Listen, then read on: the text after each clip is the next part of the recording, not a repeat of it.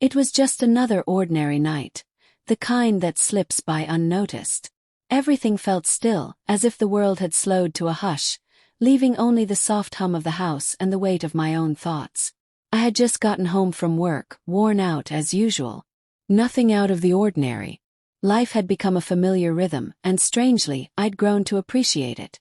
The dependable cycle of the everyday, the comfort of routine, and especially the quiet time I could claim for myself. That night started no differently. I stepped into the shower. My little moment of ritual. The water ran warm over my skin, melting away the fatigue in my muscles, easing the noise in my mind. I closed my eyes, letting it all go, lost in the soothing cascade. Then I heard it, a soft creak from the bathroom door. At first I brushed it off, assuming it was just the old house settling again. A sound so familiar I barely noticed it anymore. But then came another noise. Subtle, but impossible to ignore. A step. Light, deliberate. Then the gentle click of the door closing behind someone. My chest tightened. I stopped breathing for a moment. That eerie pause when your brain tries to decide if it's all in your head, or something real is happening. "I'm sorry," a voice said. Gentle. But edged with something urgent. "I didn't mean to scare you." He stood just beyond the shower curtain, not fully in view, but his presence was undeniable. The air between us shifted. My heart pounded, not in fear, but from the jarring surprise of it all. "I didn't know you were home," I said, trying to control the quiver in my voice, to keep my breathing steady. I stared into the foggy air, steam swirling around me. I wasn't sure if I should act as if nothing unusual had happened or acknowledge the quiet, strange shift unfolding. He didn't answer right away. The silence stretched, dense and uncertain. Then slowly he stepped closer. "I didn't mean to intrude," he said again, this time calmer. His voice more grounded. I wanted to be near you." His words lingered between us. Delicate, unexpected. They tugged at something I hadn't realized was there. Something that had been still and quiet for a long time. I hadn't expected this moment. This break in the calm. This sudden presence in a space that had always felt like mine alone. And yet, standing there under the steady stream of water, I felt something I couldn't quite name. Not fear but intrigue. Quiet intensity. A connection I wasn't sure I was ready for. "Why are you here?" I asked. My voice came out softer than I'd intended. Not angry, just wondering. "I don't know," he admitted. I wanted to see you. To really be with you. You've been on my mind a lot." His honesty disarmed me. The words were simple, unpolished, but they carried weight. Vulnerability. Something real. And in that moment, I realized I wasn't immune to it either. Instead of backing away, something in me leaned in. Not physically, but emotionally, curiously, trying to understand how we'd gotten here. The tension between us wasn't stifling. It was a question. One we hadn't yet asked out loud. But both felt hanging in the air. I took a slow breath. Then I said what I needed to say. Clear but cautious. "Just don't do anything. I'm not used to this." He looked at me, and his expression softened. There was a quiet respect in his eyes. "Of course," he said gently. "Only if you want to." I gave a small nod. And with that, something shifted. Not dramatically but undeniably. The space between us filled with something deeper. It wasn't fear. It wasn't clarity. It was just something understood, felt without words. He stepped closer carefully. The steam surrounded us, wrapping the room in a warm, hazy veil. We didn't rush.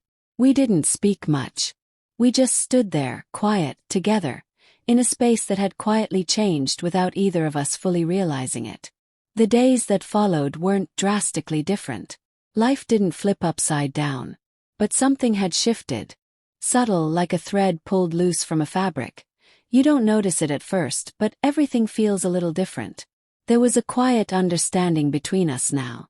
One that didn't always need to be spoken aloud. The silence between us wasn't empty anymore. It held something, connection, awareness, a shared moment we both carried, even if we didn't define it. I don't know where this is going. And strangely, part of me doesn't want to know. Not yet. I'm not in a hurry. But still, there's this pull between us, an undeniable attraction that lingers in the background. He's always around. Not in an overwhelming way, but like a quiet presence in the wings. Steady, comforting, and somehow thrilling. One evening, he asked me to dinner. I said yes, though I couldn't quite explain why. There was something about the invitation, unassuming but meaningful. As if, without realizing it, we were slowly weaving something together. As we sat across from each other at the table, I caught him watching me. Not intensely, just this calm, lingering gaze that carried warmth. It didn't make me uneasy. On the contrary, it sped up my pulse in a way that surprised me. For years, I had built walls around my emotions, careful not to let anyone in too deep. But his eyes, they didn't ask to tear those walls down. They offered a kind of safety, a window into something gentle and real. "How are you?" he asked eventually. His tone was soft, but the curiosity in his eyes was deep, genuine. It felt less like small talk and more like an invitation to show a part of myself I rarely revealed. Paused, unsure. Then I answered honestly that I'd been trying to make sense of everything. Of us, of what this even was. He nodded slowly with patience. "We don't need to figure it all out right now," he said. "Whatever this is, I'm here. For you." The words wrapped around me like warmth on a cold day. I suddenly realized that I didn't need certainty or definitions. I didn't need to have it all planned. All I really needed was to be present, with him and with myself. That night, lying in bed, I thought about how much had shifted. Ever since he'd stepped into my life. Unexpected, like a sudden downpour. It was as though a thread buried deep inside me had begun to unravel. A thread I hadn't even known existed. One I was finally brave enough to tug on.